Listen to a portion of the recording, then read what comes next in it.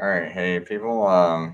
This is Chris Lucas. It's 12/9/2020. It's about 9 p.m. Sorry, I'm a little tiny bit late.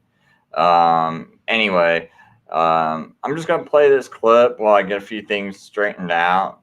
I had to run out of the house real quick for the broadcast. I still haven't got things straightened out, so just play this and um. You know what? I gotta fix one thing.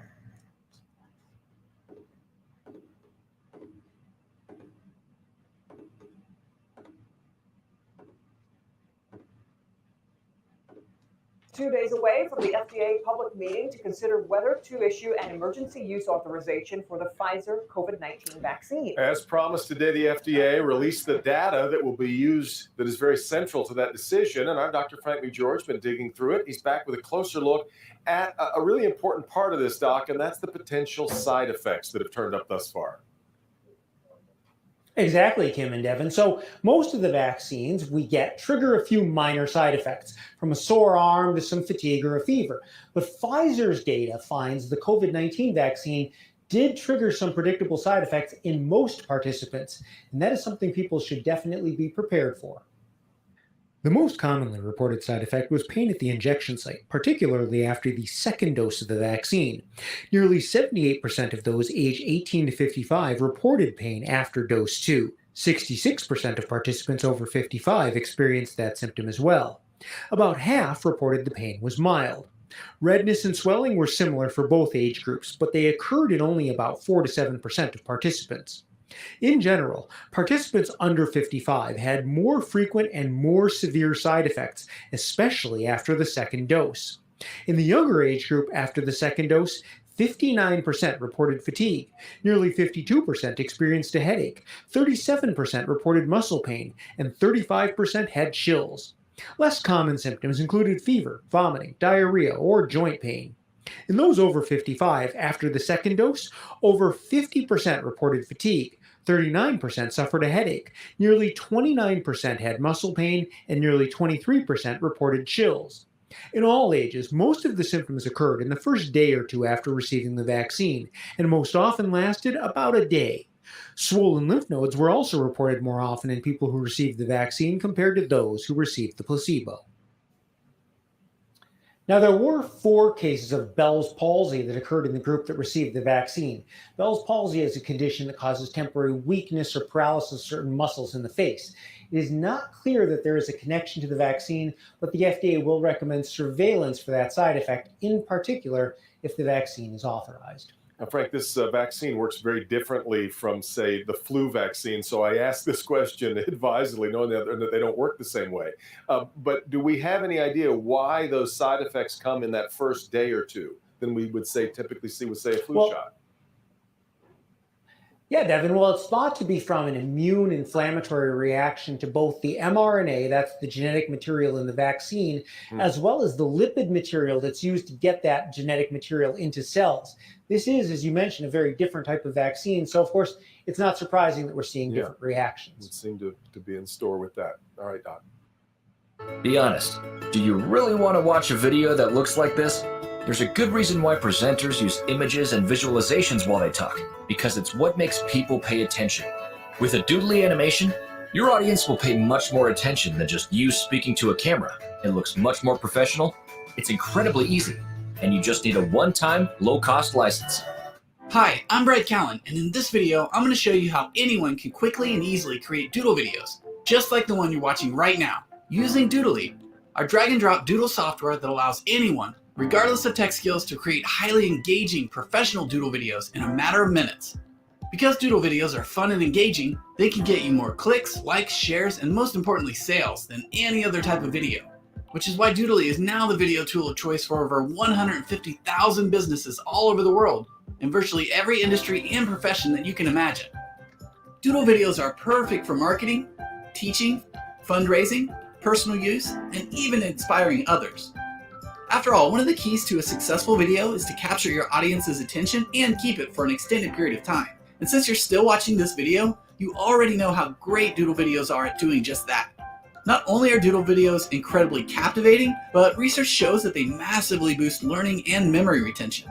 As a result, viewers really absorb your message, making your videos that much more impactful. And even better, doodle videos can make complex or boring subjects fun and easy to understand. So let me quickly show you how simple and easy Doodly makes it to create an interesting professional video. Alright, here I am inside the Doodly software, which is available for Mac and PC. You'll notice that you can choose the style of your video, selecting from whiteboard, blackboard, greenboard, glassboard, and for more advanced users, you can even use a green screen background, giving you lots of control over the video style. In this example, let's create a nice looking whiteboard doodle video. You'll notice that Doodly makes it super easy to create your own doodle videos with done-for-you scenes, hundreds of characters, a huge selection of props and images, royalty-free music, and even text. And for the ultimate in customization, you can even upload your own images, fonts, props, and music. Now to create a doodle video, it's really simple. First, I'll add a headline to get people's attention, then center it before adding a character. I like this one. And while I'm at it, I'm going to go ahead and add a prop too. I'll resize everything and voila, we have Steve reading a book on his chair. For the next slide, I'm going to do something a little different. Instead of adding a character or prop, I'm going to use one of Doodly's super convenient done-for-you scenes. So I'm going to simply drag and drop the scene I want right into my video. As you can see, Doodly is so easy to use that anyone can make doodle videos, even if they have zero tech or design skills. If you can click or drag your mouse, you can create a professional doodle video in a matter of minutes. Not only is creating a doodle video that simple, but we also have a bunch of... All done. So anyway, see we got, let me get away these glasses. I drive my eyes crazy. So anyway, breaking news, my channel's suspended. Uh-oh. I guess I got another channel suspended. That's good. That's always good. Suspended right while I'm on air. That's really nice. So, anyway, sorry about all that, man. Everything took me a little bit longer than what I expected. I wanted to make sure I got the show started on time, and being an ugly show, but so curious. I wonder what else is going on. Here we go. We'll do this one. Folks respond to things as allergies.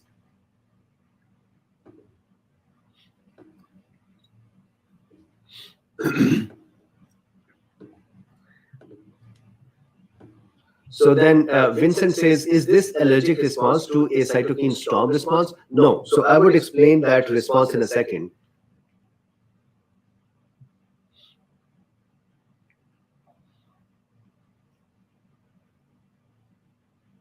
So yes, so Minnie says mast cell degranulation, so I'm going to talk about it. So let's do that. There is one more question here, which is very commonly said nowadays, that female sterilization, is that complete nonsense? So Palsy, yes, that is complete nonsense. If female sterilization or male sterilization was this easy to do, then there would have been much more issues.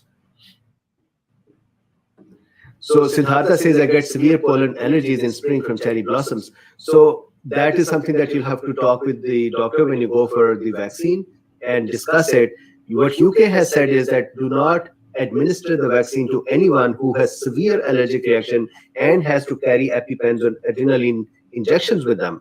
On the other hand, they've also said that if you are going to administer vaccines in general, do it where you can have the resuscitation equipment available so that if somebody does develop a reaction, one can quickly take care of them.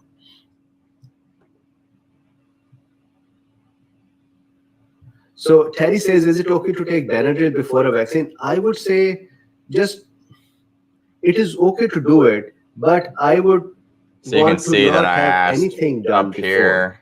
So that if there is something that Did he vaccine mention does, poor it is people who very, very develop Bell's clear palsy? and transparent that it is vaccine I was doing kind of it, and curious that what can be he's quickly saying. I taken saw care this of. pop up, so Because the switched over to allergies can it. sometimes occur in a few days.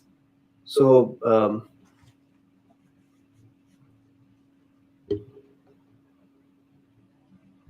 So, Steve, this is a very, very good question. I was actually very curious about it as well, that what was the percentage of the doses given yesterday or people vaccinated yesterday, so that we can see the percentage of people who got the allergic reactions. But I could not find the exact number. They just kept saying thousands of people are getting vaccinated daily.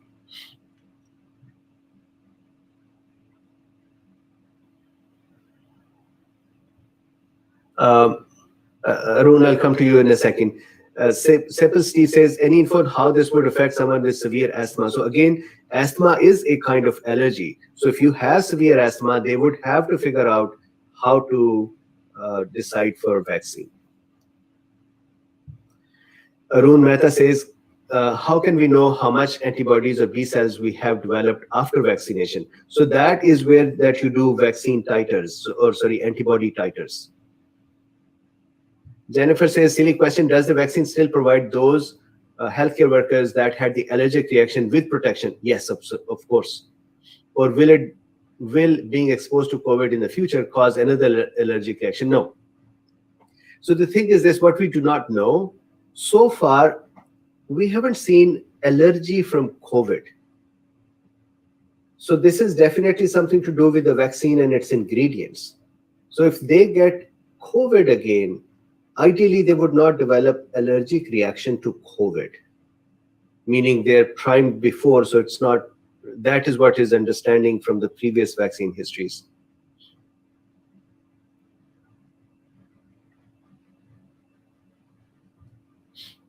So Steve says that John Campbell has given a number. I'll have to look that number up. I couldn't find it.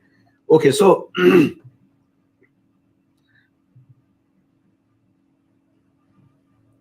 So Cindy says, my concern is for second vaccine after someone has become sensitized. Let's talk about it. I'm going to have that second dose thing coming up in a second as well, Cindy. Machiavelli, no. So do we need to test negative? Not necessarily. So John Snyder says that the messenger RNA vaccine is made up of liposomes, and are these like liposomes made from egg cholesterol? It's not known. So that maybe, I am not sure. Wayne says, Dr. Bean, will you still be taking eye mask plus even after being vaxxed? So after vaccination, ideally we should have the antibodies, and if we have the antibodies, then there is no need for any further prophylaxis. But I'll continue to take the vitamins. That's, I think, what should be done anyways.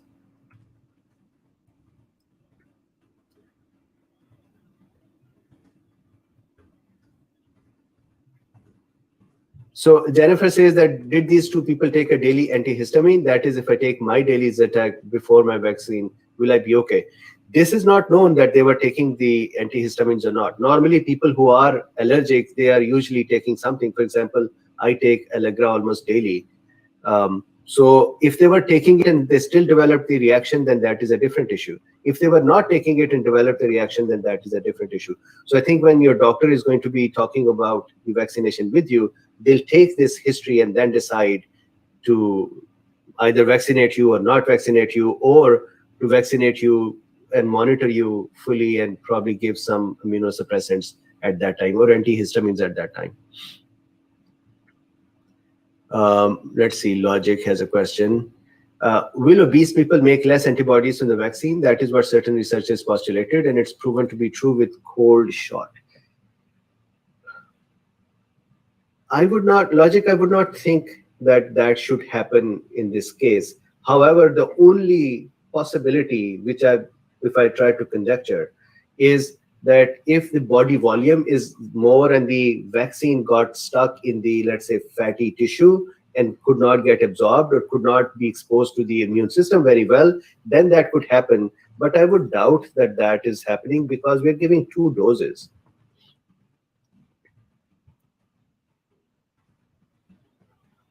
Okay, so how about we continue with the discussion just a few more minutes, and then we'll come back to the questions as well. There is one more question. I'm going to answer this and then continue on. There was a question here. Can Kathleen, I saw your question and then it moved up. I am so sorry. I saw the question and then it just scrolled up. Okay, so I'm going to go here for a second to the discussion. So what is the exact allergen in the vaccine is not known yet or not yet found out and disclosed. Now the question, how does allergy occur? So this is a high-level primer. It's not an in-depth discussion of allergy. So here is what happens. There are two cells that are to be blamed for allergy. And they are two angry little cells. One is called a mast cell and the other one is a basophil. I did not mark them. So this one is mast cell and this one is a basophil. They actually they look so much similar to each other that people used to think that mast cell is nothing but a basophil that is resident in the skin surfaces and mucous membranes. But they are two different lineages. So two types of cells, basophils and mast cells, are responsible for allergic reactions. I will explain how, but let's first see this. The mast cells live under our skin. They are abundantly present under our skin and in our mucous membranes. They are the first responders, just like other innate arm cells. And their function is to protect against allergens and possibly antigens as well. However, most of the time, their reaction to the allergens is so overwhelming that they actually cause allergies and bother us. So instead of being helpful, they end up being hurtful. They want to be helpful. They are geared for this. And other than this allergic reaction thing, they really do not have any decent function. So maybe somewhere in the past, they used to be good people. Not anymore. So what they release is they release histamine, serotonin, heparin, and many more mediators. Similar is the case for the basophils, histamine, serotonin, heparin, and many more mediators. These are the things that cause the allergic symptoms. So let's see how does this happen? So this part, I would request you to kind of listen to this part carefully. Here is a mast cell. A mast cell, let's say he's born the very first day and just sitting all dandy and cute. Here is some allergen that was introduced in our body. Let's call it pollen, or let's call it Pfizer's vaccine, some allergen. Our immune system reacts to the allergen in the same way as I have discussed before, that the antigen comes in. This allergen is an antigen as well.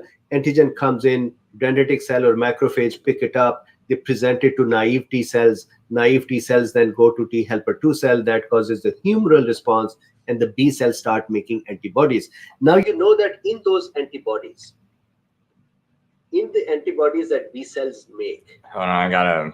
B cells. I'll Remember, share that B cells screen. I become gotta plasma do cells? something real quick. And the plasma cells then make, it looks like an eye whenever I make a B cell. They make Whoopsie. IgM, then they make IgG, but they also make IgD, There we go. Now I can and then they make reshare. IgE and IgA, correct? Two of the antigens here, IgD, become lodged back on the B cell.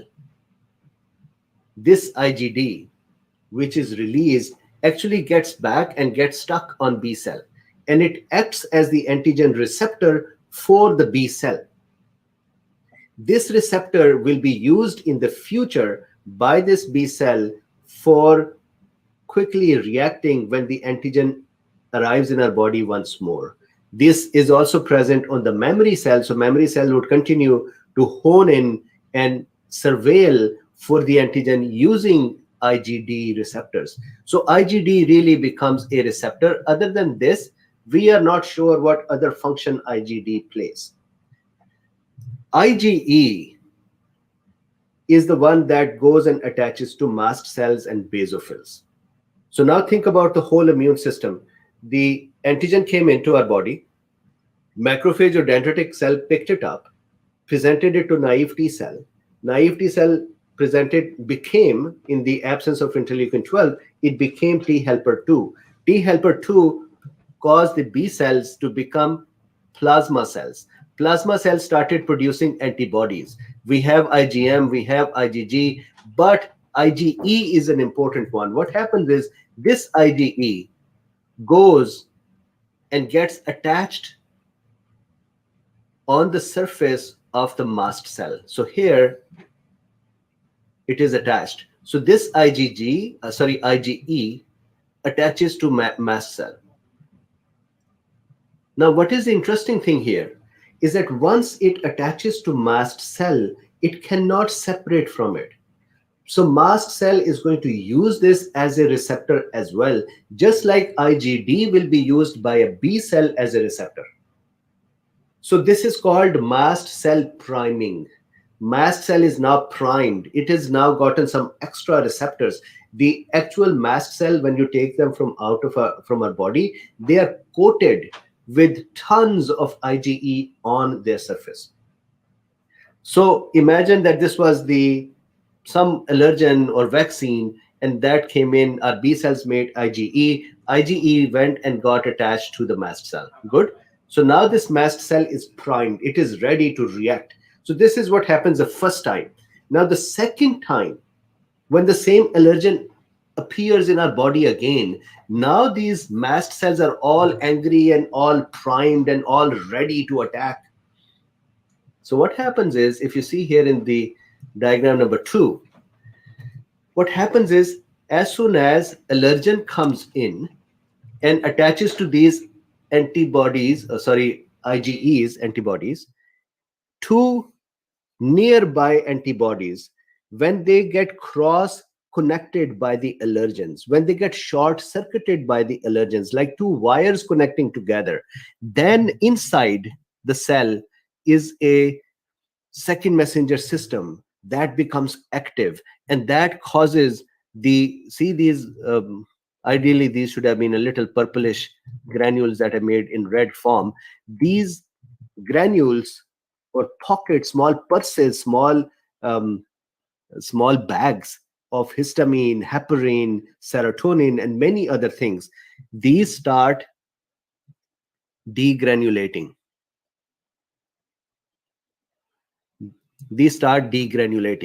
That means they start releasing what they have in the tissues. And what do they have? Histamine, serotonin, heparin, many other things. Excuse me. Now, this histamine from here will do what? It will go to the lung tissue and cause the lung smooth muscles to become contracted. And all of a sudden, our airway is contracted. So there is obstruction of the air from coming out, and we have an asthma-like attack. There is swelling of the bronchial tree as well. There is local edema that develops as well. And let me explain how does that happen. So the blood vessels here, when histamine acts on the blood vessels, it causes the blood vessel cells to become separated from each other, and small gaps appear in them, and that allows the fluids from the blood vessels to ooze out. This is edema. Edema means collection of extra fluid in the tissues. This edematous tissue, for example, if it is bronchial tissue, would now be swollen, and that would also obstruct the airway. In addition to that, the capillaries become dilated, the venules become dilated, so blood pressure goes down. When a blood vessel becomes dilated, the amount of, or the volume of fluid in it cannot maintain the pressure anymore because the blood vessel walls have dilated. So all of a sudden, blood pressure drops as well. To compensate for that dropped blood pressure, heart has to work faster. So the person develops fast heart rate, low blood pressure, and then they develop bronchial or asthma-like things. And more than asthma, some people can actually choke during this time and die. And then when the histamine is degranulated under the skin, then we develop the hives and rashes. Once again, why do we develop hives and rashes under the skin? When the blood vessels that are under the skin, they become dilated and they allow the fluids to ooze out, and local inflammation starts occurring, that shows up as the rashes. So in a quick nutshell, this is how allergic reaction occurs. These mast cells are so sensitive that it is not only just the allergen. In some people, just temperature change can make them upset and they can degranulate. They are like little brats who would just throw a tantrum for anything that changes. So, for example, some people take shower and the hitting of the water on the skin causes them to become upset under the skin and they degranulate. And the person develops a allergic-like reaction. Temperature change can degranulate them. Allergens easily can degranulate them. Vaccines can degranulate them. So sometimes these mast cells are just very sensitive. So this is the mechanism of the degranulation. And again, allergic reaction, anaphylaxis, is a severe reaction that can kill a person. We are talking here of anaphylactoid reaction, which is a smaller reaction. Having said that, the final thing, and then we take a few questions and stop. And that is this.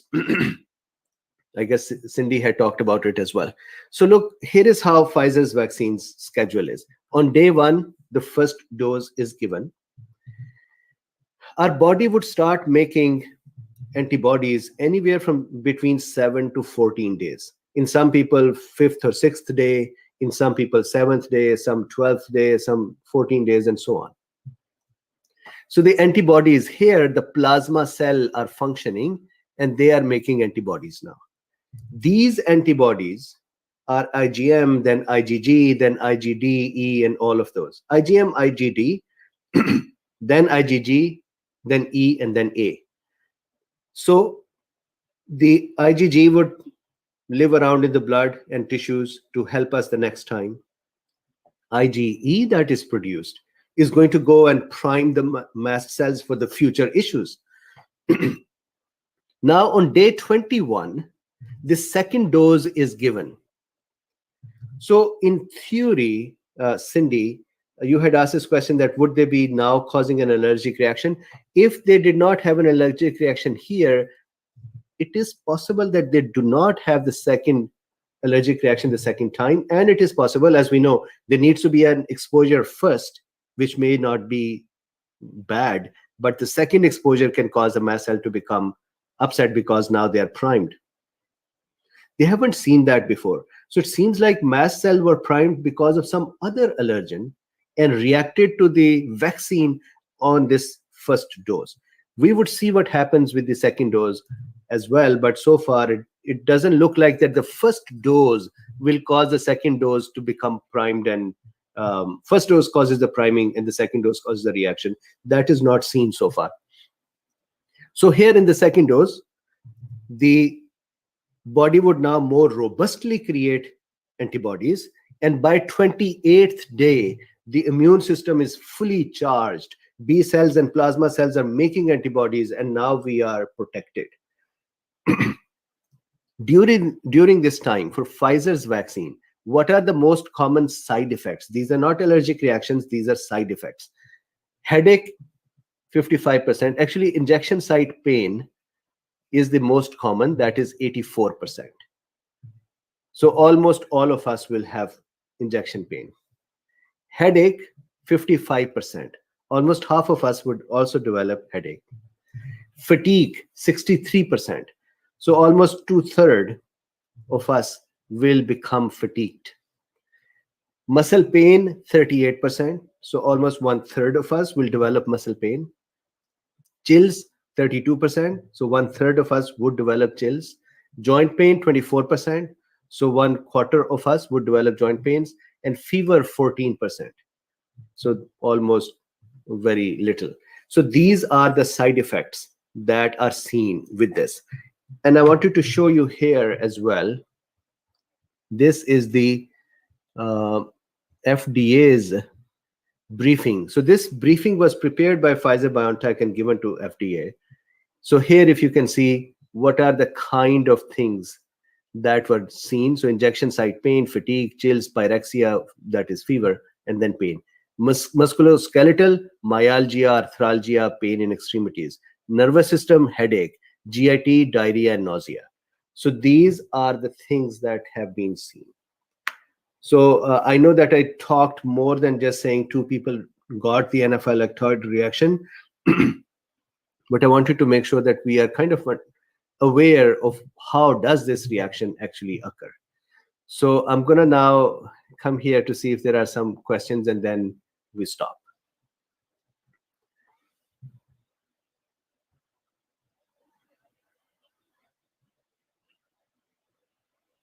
So Mark says, what if allergy-prone people don't take the Moderna, etc.? How will we know how allergic-prone people will react? So ideally, from the trial numbers, we should know. And of course, what they would do is, as the healthcare workers are going to receive the vaccines, first of all. Okay, it looks like he's not going to answer, so I don't want to keep having that video play. Because my question was way up in there. But for anyone that might just be joining, right up here is the question I asked. I just basically want to know if he covered the 4 people who seem to have gotten Bell's palsy from the Pfizer vax. And if anyone doesn't know what I'm talking about, I'll bring that screen up real quick.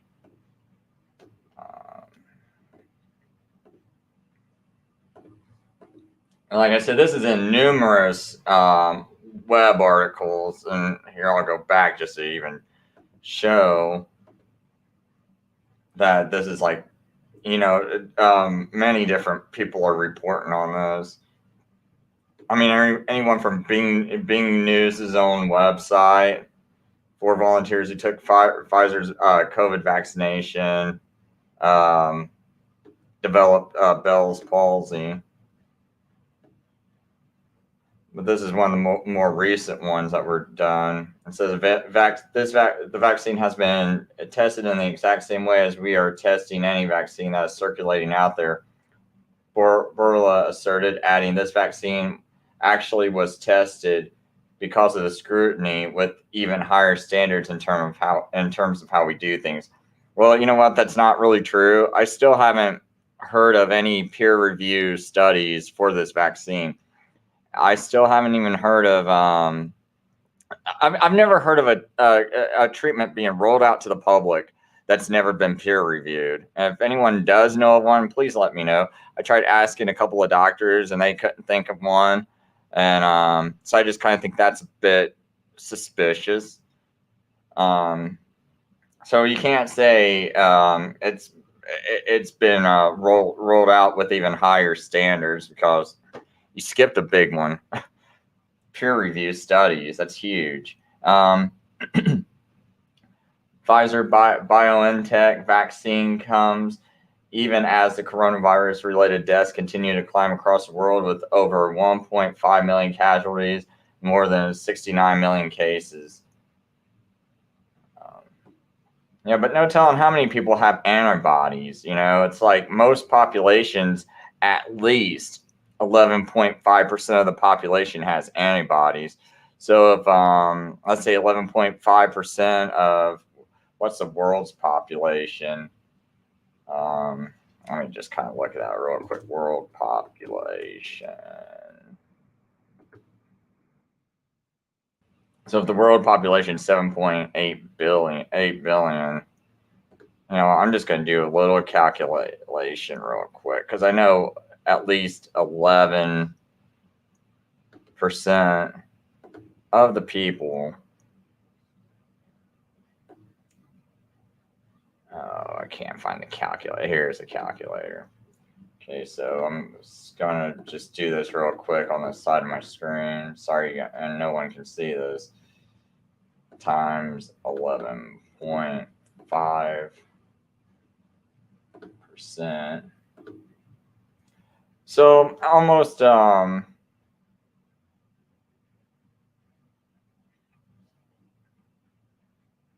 can't be right.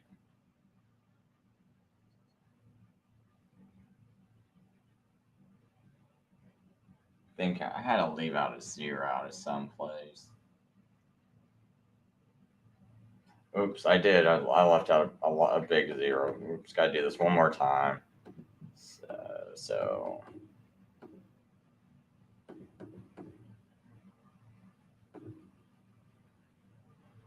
times 11.5%. So there might be roughly almost 1 billion people on this planet that's already got immunity. Because I know that these antibody tests, they say about 11.5% of the population winds up showing for testing for antibodies when they do these antibody tests, at least here in the United States. But let's just, and this is the low sum, because in some of these communities, they said like in like some of the more Hispanic communities and stuff, it's as high as like 18 to 20%. So I'm going by the lowest figure of antibody tests that I've seen. Maybe there's a lower one, but you know, if I just go by this one, so they're saying, you know, you got 69 million cases, and so you add 69 million onto this, you get almost 1 billion people. So out of 1 billion people, 1.5 million die. You know, that's like I don't think that's like that's significant. So, but anyway, so I'll just read some of the comments and.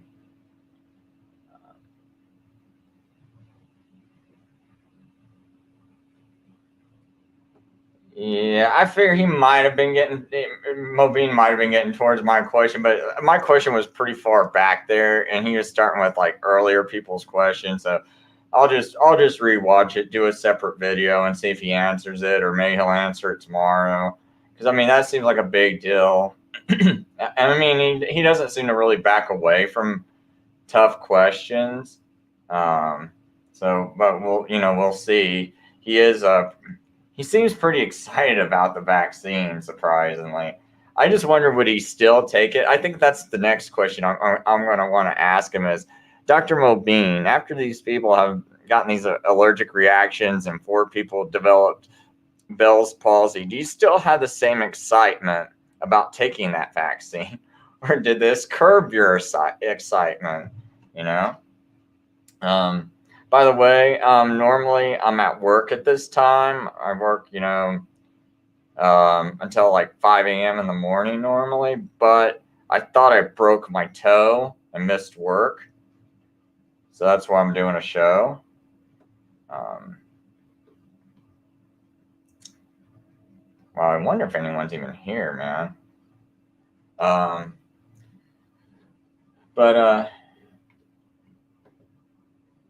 Okay, Chrysler says those poisons in there might also be neurotoxic. As far as I know, these vaccines don't have any adjuvants, so there's not supposed to be anything extra in the vaccine. Hey, Medium Bear. Yeah, my toe's okay. It wound up. I thought it was broke. Half my foot turned purple and gray. So my wife was worried that I might be losing circulation, and she kind of read something that says you should go to the hospital. So I was going to go to work, and then she kind of freaked me out. So I was like, well, maybe I should not go to work and go to a hospital. So I went to a hospital. And, oh, by the way, I mean, as expected, there's like bodies everywhere I was tripping over. In case anyone was wondering how the COVID was there, it's like I was tripping over bodies. Like I actually had to like kick bodies out of my way to get in the hospital. The parking lot, it was impossible to find parking spaces. I had to actually like take and build a ramp, and because my toe was hurting, you can't expect me to walk a long distance. I had to build a ramp and jump all the cars just to get into the hospital. So, I mean, it was crazy, But no, of course, there was no, the hospital was dead. Okay, it was completely dead. If anyone's wondering, I was just kidding. It was dead. I didn't see anything unnormal. No one seemed to be in a panic. The only time they were in a panic was when they saw that little button on my head, and they saw my face mask down here, and it's like, oh my gosh, man, I'm panicking now. This guy's gonna kill us. Pull up your mask, sir. It's, I mean, but there was but no one was sick. At least I didn't see any sick people there. I mean, maybe there was about 15 cars in this huge hospital. It was like a hospital slash instant care med check type facility, and so it's like as far as I know, they're open at all hours, but there's no cars there.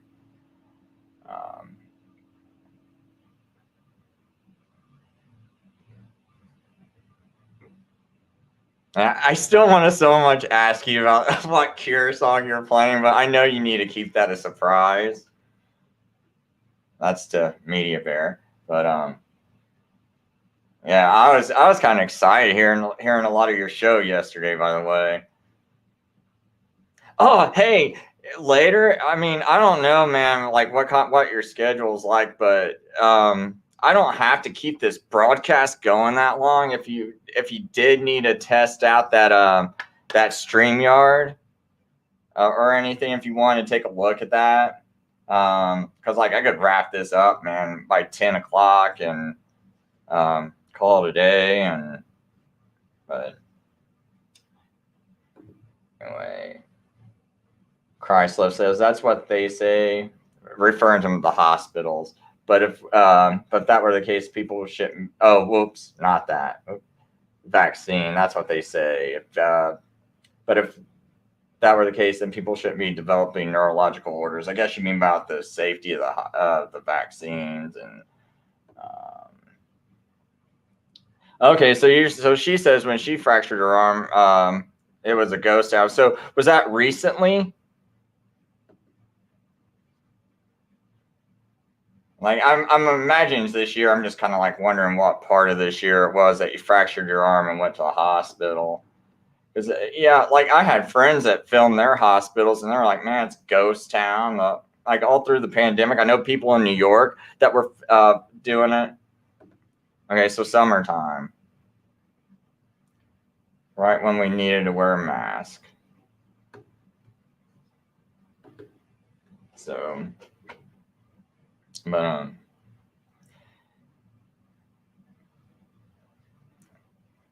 yeah. So anyway, my other channel just I came home after the hospital and saw that my LiquidSmooth channel had been suspended. Medical misinformation. So it's like it's pending appeal, and I have another strike against me, and that's been pending appeal since November 22nd, I think. And they still haven't got back to me. My other one, they just refused to let me appeal it. And I don't know. I made a I told them I said I hope you're assuming. I said this means you're assuming responsibility in case like this information could save someone's life and you striked it and called it medical misinformation, that you accept responsibility if it doesn't get to someone and someone suffers a consequence because of it. Or that I had to broadcast from another channel, someone gets a vaccine. Here I was talking about Bell's palsy from it. They get Bell's palsy, but hey, they didn't see my show, and one of their friends or family got Bell's palsy, and they never told them about my show. You're responsible, YouTube, because you had to strip that off the net. So, just still angry about that. I kind of probably need them though, like just to really make me flip out and have that extra drive to really get something serious done. It's like I wouldn't mind if they just like did finally just ban my channel and make me so angry that I figure out a way just to do something that's bigger than YouTube. So it's like I'm kind of like almost like wishing it would happen, and I don't mind poking that bear, but at the same time I'm still angry.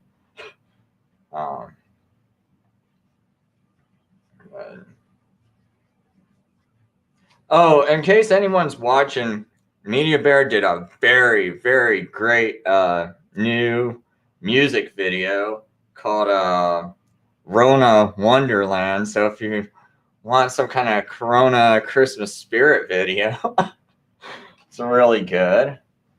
I liked it. My whole family liked it. And oh, by the way, maybe you can answer this question. Oh yeah. Oh man, I saw that. Oh, they Media Bear says they vaporized my 13-year account for one text comment and a live stream. Oh man, I did not know how they did. I did not know they did it for that. Wow. A text comment. That is incredible. See, I thought they might have done something like that to me before, but I was like, they wouldn't do that. Now I'm like, maybe. About R. Kelly. Oh my gosh, that's crazy. Just for a joke. You can't joke on YouTube. At least you can't joke about R. Kelly, I guess. Oh my gosh, that's ridiculous. It's like they just must be just picking who they're gonna mess with. Because you see some of these bigger channels, man, it seems like they do crazier things than that.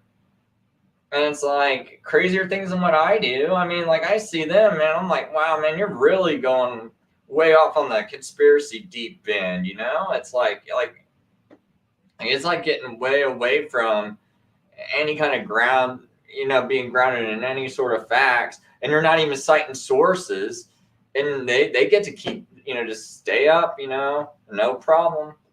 And me, that's like the video I had. It was one of the few videos where I actually had a little extra time. So I got to put in like all these different links for sources. And I don't know, maybe that's the problem. Maybe because people could actually see the sources and read those links, they didn't like that. It's like, no.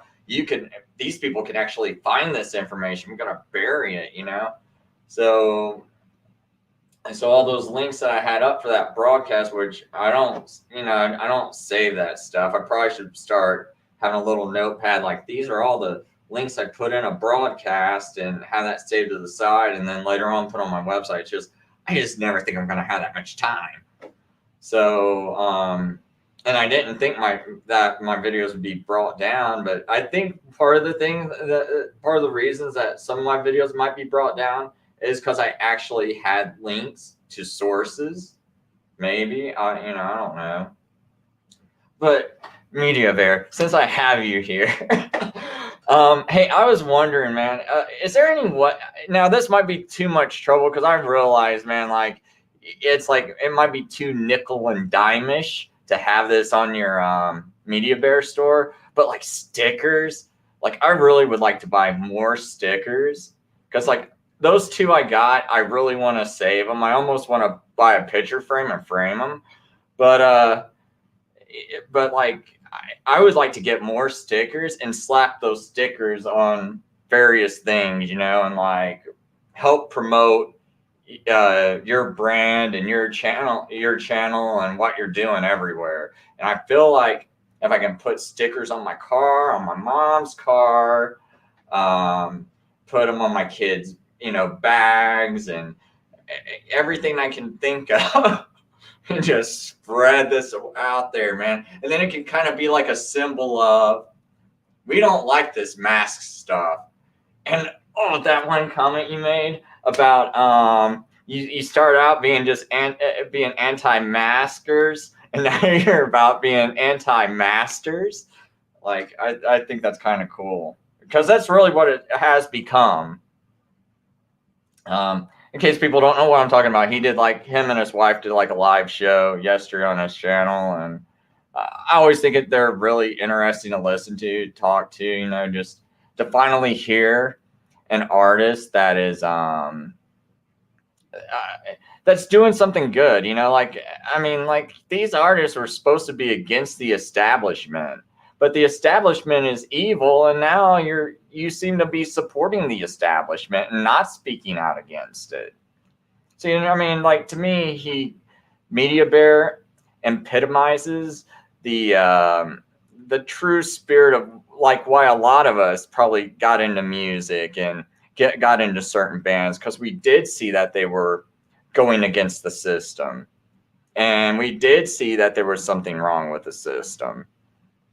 But you got so many people out there that are now being silent, and I think it's a real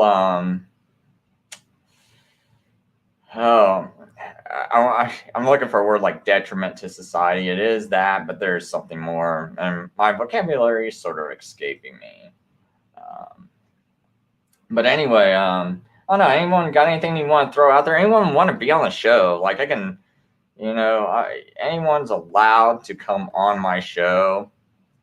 I don't mind. I keep the, you know, conversation kind of laid back, but I'm kind of running out of things to say. I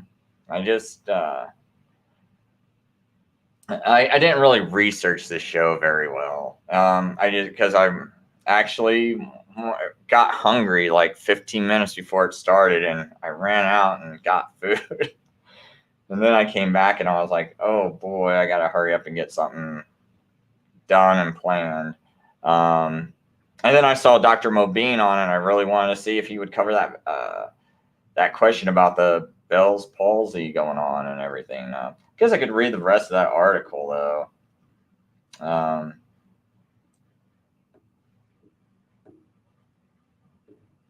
Oh boy, where did I have it at? There it is. Anyway, so I say always there are people who are skeptical about vaccines, but I have to say they are wrong, Pfizer CEO said. However, documents released by the U.S. regulators on Tuesday confirmed that Pfizer's vaccine was strongly protective against COVID-19 and appeared safe, offering the world's first detailed look at the evidence behind the shots. So they do have evidence now? So they have released, okay, so they released them yesterday. Okay. I'd like to see those. I didn't know they were actually finally released. But one thing about this is, how do we know that these tests are, I mean, like, these vaccines are really effective when when we had so many false positives? And you can make false negatives the same way. You turn down the PCR a little bit lower, and it's like we like whenever we see these positive cases, they never put by it like, and the PCR was set at 24 cycles, the PCR was set at 19 cycles, the PCR was set at 34 cycles, PCR was set at 60 cycles. Like, it never tells us, so we don't know if this was positive due to how high the PCR was set or what. And yeah, and so couldn't they do the same thing with the vaccine? Yeah, the vaccine worked, you know. We cranked the PCR, you know, this guy, we gave him the vaccine a month ago. We cranked the PCR test up to 60, saw that he was positive for corona, and, you know, he didn't get very sick from it. And later on, you know, he got cured, and vaccine worked because he didn't get that sick. I mean, like I think they can do a lot of shady things with this PCR. So, I mean, how do we know that it's actually strongly protective against COVID-19? It's just weird. Appeared safe, but today 4 people's got Bell's palsy from it.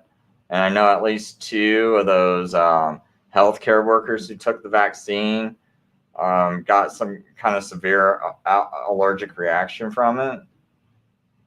Anyway, it says a positive review from the Food and Drug Administration sets the stage for a decision allowing the vaccine's initial use within days. FDA, so I guess, by next week, we might have the vaccine approved here. FDA regulators posted their analysis online, even as across the Atlantic, Britain began vaccinating its oldest citizens with the shots, which were co-developed with BioNTech. So, see what other. Okay. Looks like the chat slowed down. I don't really have too much more to say. If Media Bear, if you're still listening, I don't know if you still got my number, or if you even got it from that email I sent you, but you are free to text me or call me if you want me to, work with you with that. With just testing out the live stream sometime. Be more than willing to do that, more than happy to do it. Actually consider it an honor. Since I consider you one of the greatest artists of all time, especially because of what you contribute to society, especially during the time of the pandemic.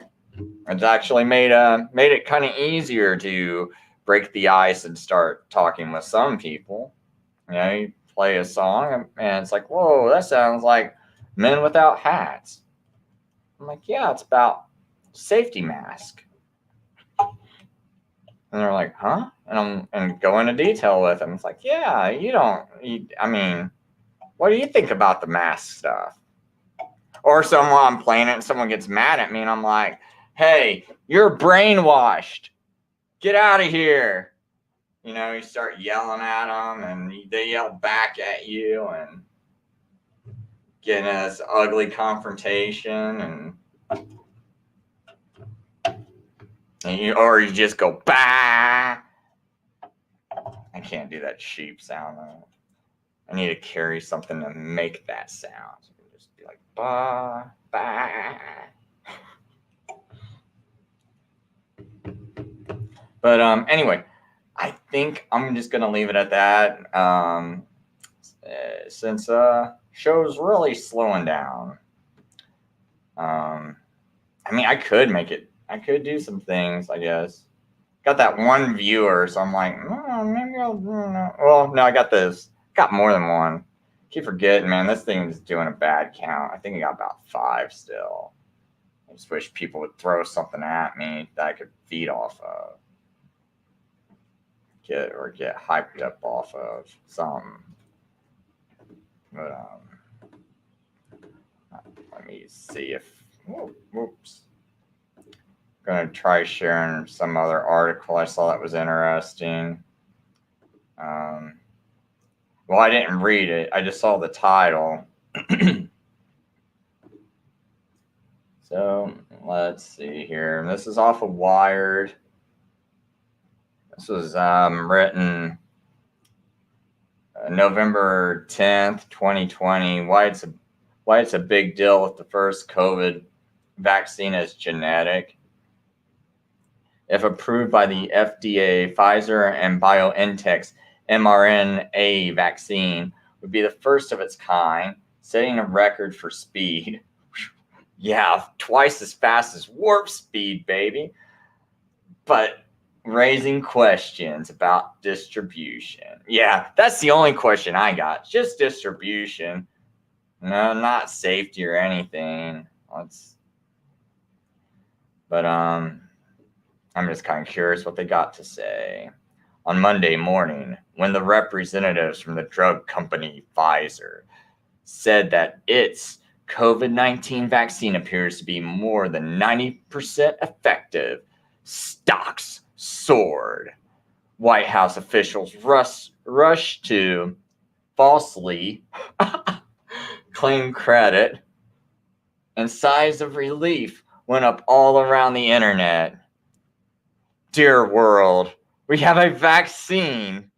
Best news since January 10th, tweeted Florian Kramer, a virologist and vaccinologist at the Mount Sinai School of Medicine, who also happens to be a participant in the Pfizer COVID-19 vaccine trial. wow, the person's got a lot of faith.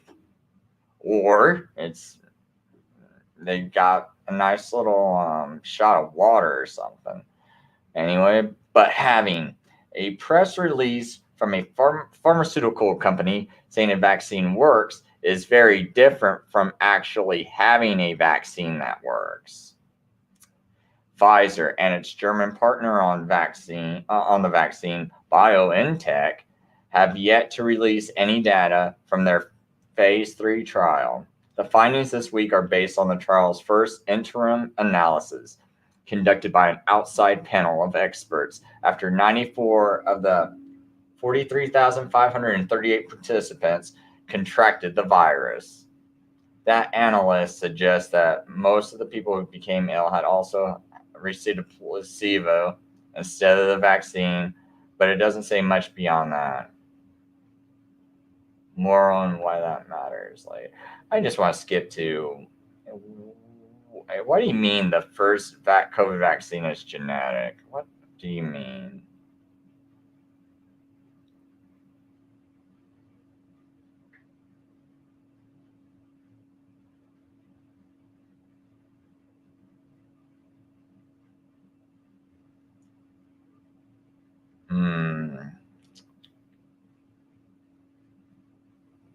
Okay, I'll just skip down here. And perhaps even more monumental is the kind of vaccine that Pfizer and BioNTech are bringing across the finish line. The active ingredient inside their shot is mRNA, mobile strings of genetic code that contain the blueprints for proteins.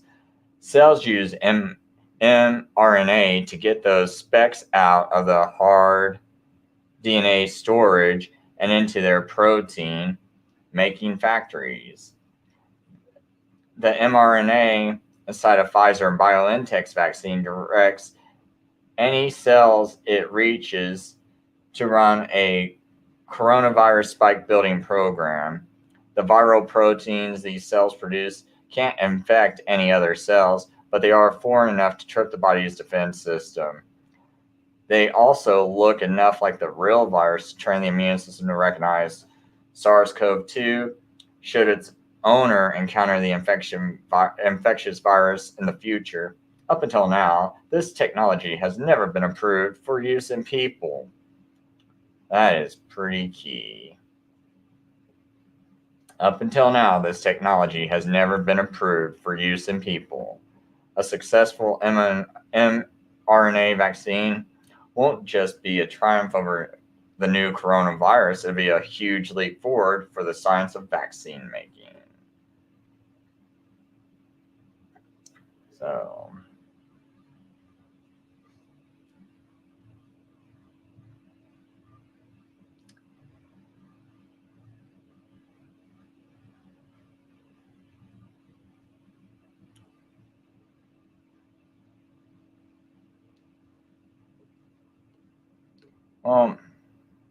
kind of like nothing most people probably don't already know. But I think I'm just going to leave this broadcast at that. Hours enough. And I thank everyone for stopping by.